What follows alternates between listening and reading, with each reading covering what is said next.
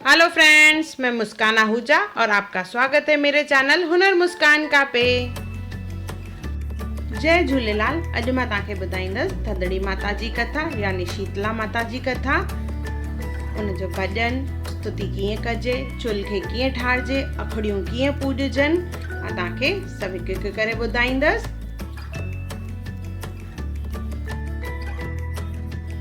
अचो शुरू था कयूं पिया। थदड़ी जो मतिलबु छा आहे? थदड़ी मतिलबु उहो ॾींहुं जंहिं ते थधो खाधो खायो वेंदो आहे और इहो शीतला माता जो ॾींहुं हूंदो आहे जंहिंमें असां शीतला माता खे पूॼींदा आहियूं। शीतल मतिलबु थधो। इन ॾींहं ते असां चुल्ह न ॿारींदा आहियूं, मतिलबु गैस न ॿारींदा आहियूं और हिकु ॾींहुं पहिरियों ई खाधो ठाहे रखंदा आहियूं जंहिंमें असां लोलो, कोकियूं, तरियल भाॼियूं, ॾही वड़ा, खटो भत, इहे सभु शयूं हिकु ॾींहुं पहिरियों राति जो ठाहे रखंदा आहियूं। ॾही, मखण ऐं रेबड़ी इहे माता खे काफ़ी प्रिय आहिनि। इहे सभु शयूं असां हिकु राति पहिरियों ठाहे छॾींदा आहियूं। जेॾीमहिल सॼो कमु लही वञे, इहे सभु शयूं ठही वञनि, घर जो रोटीअ जो कमु थी वञे, उनखां पोइ असां चुल्ह खे ठारींदा आहियूं।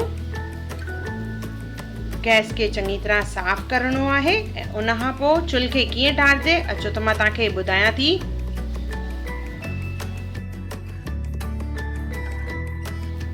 लोलो ठाहिण खां पोइ थोरो सो गुड़ जो जेको पाणी बचंदो आहे उन में थोरो कचो खीर मिलाईंदासीं। इनखे मिक्स करे हिकु कटोरे में कढणो आहे। इन सां असां चुल्ह खे ठारींदासीं। मिठे पाणीअ सां चुल्ह खे ठारिबो आहे त इहो गुड़ जो पाणी इस्तेमालु करणो आहे। जेॾीमहिल सभु लोला कोकियूं सभु ठही वञनि उनखां पोइ गैस खे साफ़ करे हिन पाणीअ सां छंडो हणणो आहे। थोड़ा सा कच्चा चांवर ऐं सिंदूर जो टिको हणंदासीं।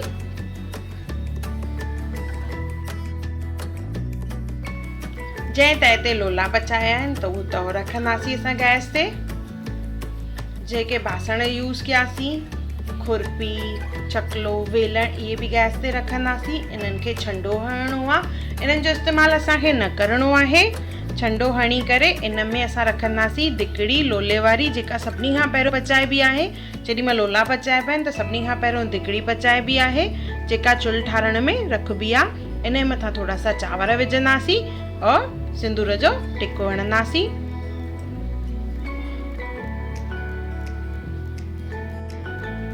जेको जल बचो उहो बि इन में रखंदासीं। सॼी राति इहे सभु शयूं हिते ई रखणियूं आहिनि।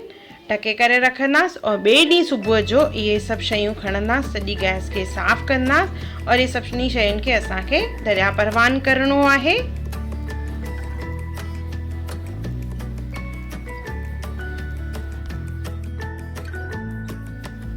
थधो जल जो लोटो भरे करे गैस ते रखणो आहे। इन मां असां पूजा कंदासीं। इहे सनानु करण महिल भरणो आहे।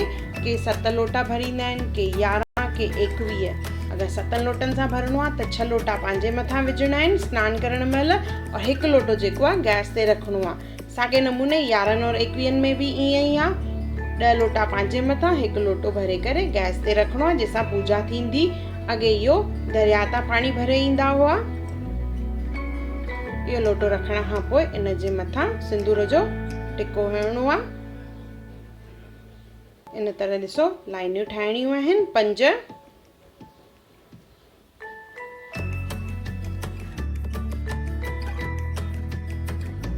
इन खां पोइ अखड़ियुनि जी पूॼा कंदासीं। त जेके असां अखड़ियूं ठाहे रखियूं आहिनि उहे खणंदासीं। उन्हनि ते असां तिलक लॻाईंदासीं। इहो लोले वारो ई अटो आहे जंहिंमां असां लोलो ठाहींदा आहियूं। उन मां इहे नंढियूं अखड़ियूं ठाहिणियूं आहिनि। सभिनी खे तिलक हणणो आहे। इन सां गॾु खणंदासीं असां छोला जेके असां पुसाए रखिया हुआसीं और जल जो लोटो। अचो अखड़ियुनि जी पूॼा शुरू था कयूं पिया। अखड़ियुनि जी पूॼा में 3 अखड़ियूं खणणियूं आहिनि त 3 अखड़ियूं हथ में खणंदासीं। इन सां गॾु 11 छोला खणणा आहिनि। इहे छोला राति जो ई पुसाए रखणा आहिनि।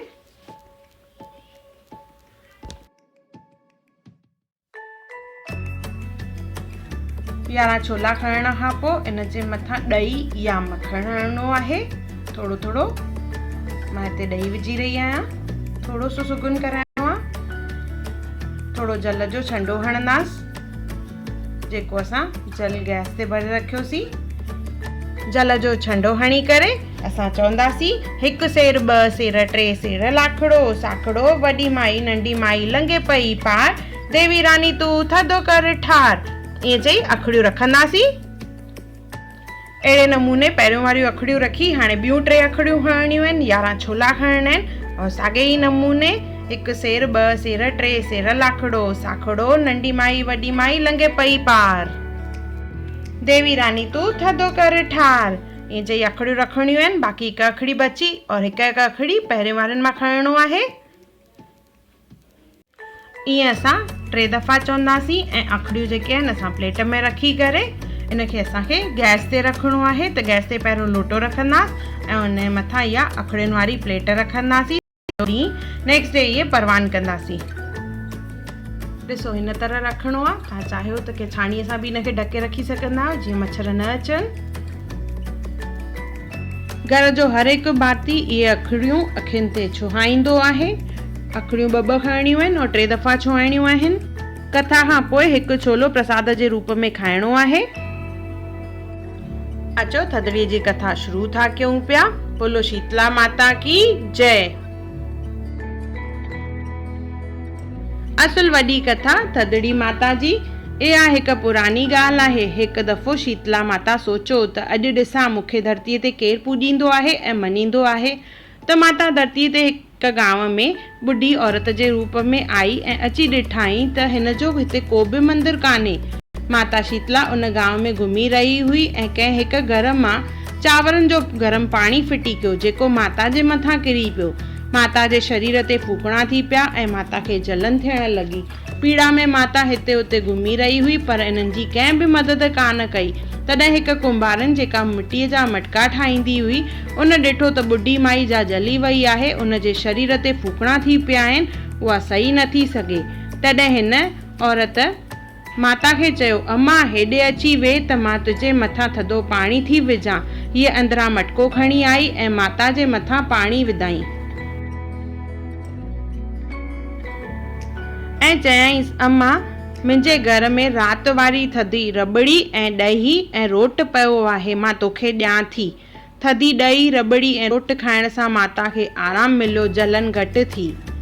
उन खां पोइ कुमारनि चयसि अम्मा मां तुंहिंजा वार लसाड़े चोटी कयां। जीअं उहा फणोटे सां वार लसाड़ण लॻी त हिन कुमारनि ॾिठो त अम्मा जे मथे ते हिकु अखि आहे। जा ॾिसी हीअ ॾकी भॼण लॻी। तंहिं ते अम्मा चयसि हिनखे पुट भॼ न, मां का भूत प्रेत न आहियां, मां माता शीतला आहियां। ईअं चई पंहिंजे असली रूप में अची वई। चइनि हथनि वारी हीरनि जवाहरातनि सां सजियल ऐं सोनो मुटुक पातल हुयुसि। कुमारनि माता खे ॾिसी सोचण लॻी माता खे किथे विहारियां। माता खे चयाईं त मां ग़रीब आहियां। मुंहिंजे घर में वेहण जे लाइ आसन बि कान्हे त मां तव्हांखे किथे विहारियां। तॾहिं माता उन कुमारनि जे घर में बीठल गॾ ते वेठी हिकु हथ में ॿुआरी ऐं हिकु हथ में मटको खयाईं। ॿुआरीअ सां माता हिन जे घर जी सॼी दरिद्रता ऐं ग़रीबीअ खे मेड़े मटके में विधो ऐं फिटी कयो। माता हिन कुमारनि खे चयो त अॼु मां तोमां ख़ुशि थी आहियां। तो मूंखे अॼु थाधल पहुचाई आहे। तोखे जेको वरदान घुरणो हुजे घुर। त कुमारनि चयसि जीअं मुंहिंजे घर जी दरिद्रता दूर थी आहे तीअं जेको बि तव्हांखे भक्ति भाव सां थधो जल ॾही ऐं पारूथो यानी हिकु ॾींहुं पहिरियों ठहियल खाधो चाढ़े त उन्हनि जे घर जी ग़रीबी ऐं दरिद्रता दूर थी वञे। सुहागणियुनि जा सुहाग सलामत रहनि, उन्हनि जी गोद भरियल रहे, धंधे वापार में बरकत हुजे। माता इहो ॿुधी चयसि तथास्तु। इन करे जेको बि थदड़ीअ ॾींहुं शीतला माता जो व्रत रखंदो आहे, कथा ॿुधंदो आहे, माता खे थधो रखियल खाधो चाढ़ींदो आहे त उन्हनि जी सभु मनोकामनाऊं पूरियूं थींदियूं आहिनि। बोलो शीतला माता की जय।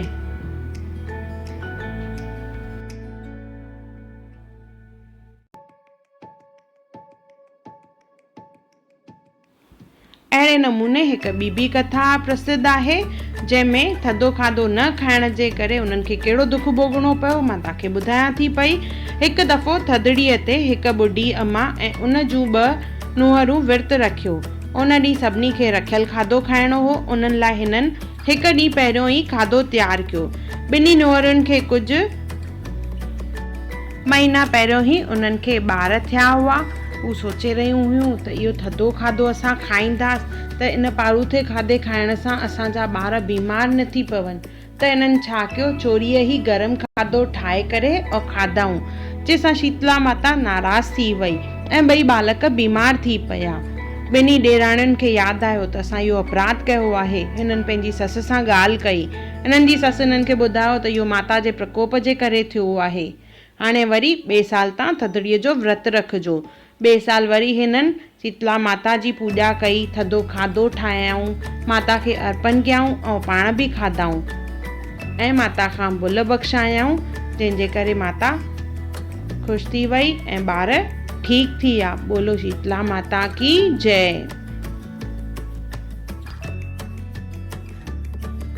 माता जो भॼन चइबो आहे।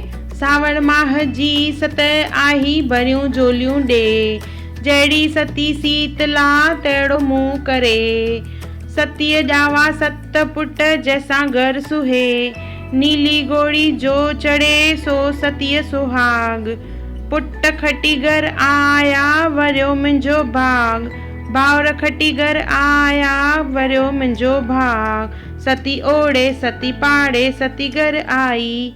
ईअं चई करे माता जी स्तुति कबी आहे। स्तुतिअ में अखियुनि ते अखड़ियूं लॻाए करे चइबो आहे। सावण माह जी सत आई आई कृष्ण पक्ष, जड़ थदी जर प्यारी माता थदा भोजन ॾे, जहिड़ी शीतला माता तू थदी तहिड़ा भोजन ॾे। बोलो शीतला माता की जय।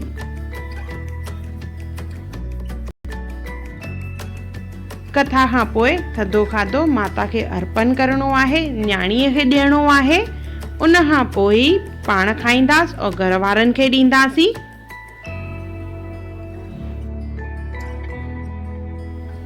कथा पूरी थियण खां पोइ हिकु सोन जो प्रतीक हूंदो आहे, पनरो जंहिंखे चइबो आहे।